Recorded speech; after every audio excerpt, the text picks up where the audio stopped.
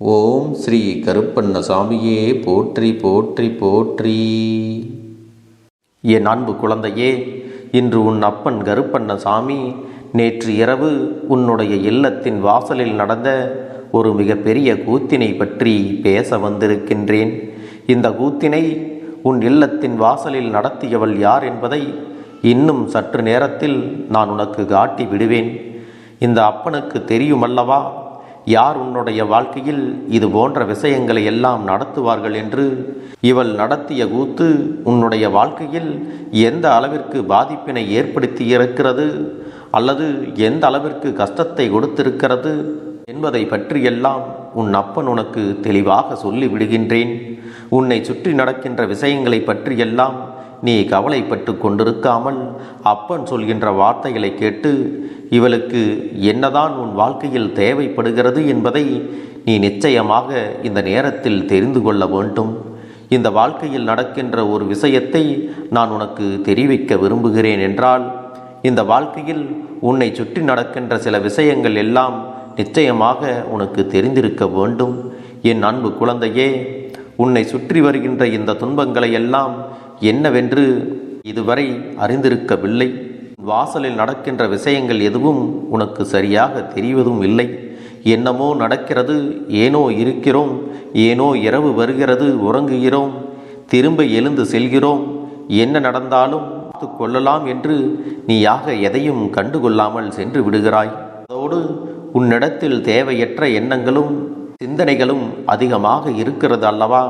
இதுவெல்லாம் உன் இல்லத்தில் நடக்கிறதா இல்லையா என்று பலமுறை தெரிந்து கொண்டு உன்னை சுற்றி நடக்கின்ற விஷயங்களில் எது உண்மை எது பொய் என்றுதான் உன் அப்பன் உன்னிடத்தில் சொல்ல வந்திருக்கின்றேன். இந்த விஷயத்தை செய்தது ஒரு பெண் என்று சொல்லிவிட்டேன் அல்லவா? அப்படியானால் அந்த பெண் யார்? எதற்காக இதை நடத்த வேண்டும்? இந்த பெண்ணுக்கு நம் வீட்டில் என்ன நடந்தால் என்ன?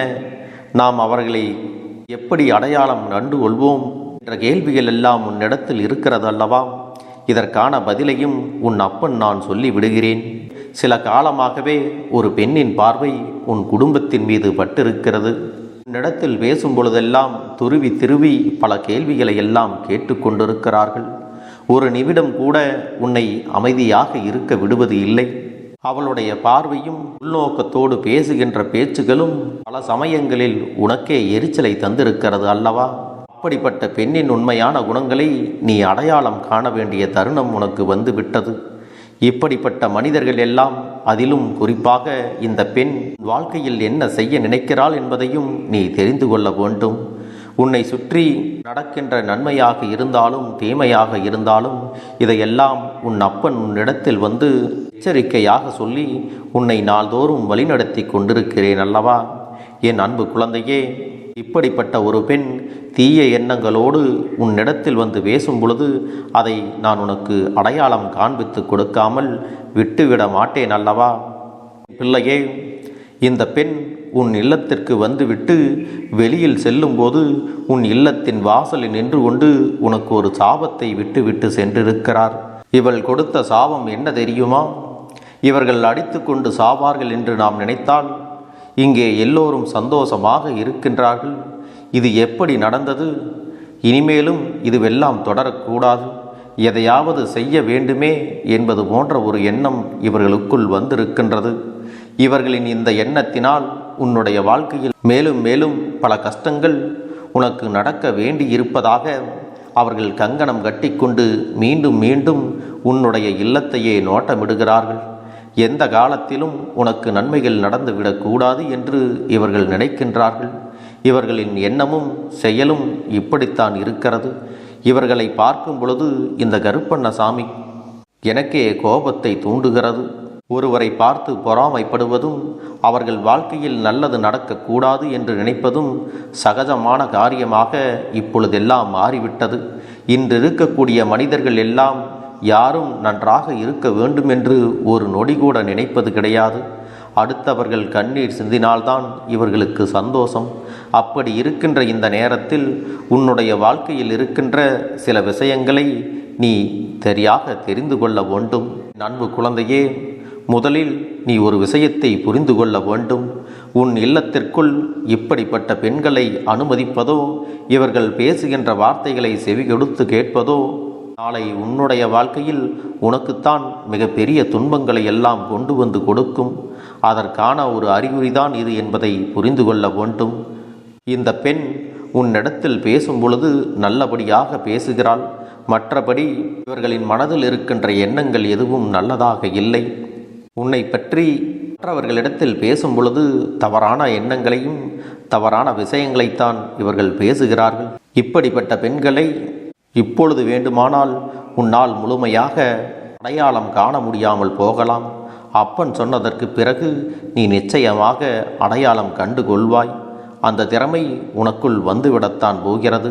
உன்னிடத்தில் எதையாவது பேச வேண்டும் என்ற காரணத்திற்காகவே சில நேரங்களில் உன்னிடத்தில் வந்து ஏதோ சத்தம் கேட்கிறது, நீ கேட்டாயா, அடுத்தவர்கள் வீட்டில் அப்படி நடந்தது என்பதோடு மட்டுமல்லாமல் மற்றவர்களை பற்றி எதையாவது ஒரு விஷயத்தை சொல்லி உன்னிடத்தில் பேச்சை வளர்த்து கொண்டே செல்வாள்.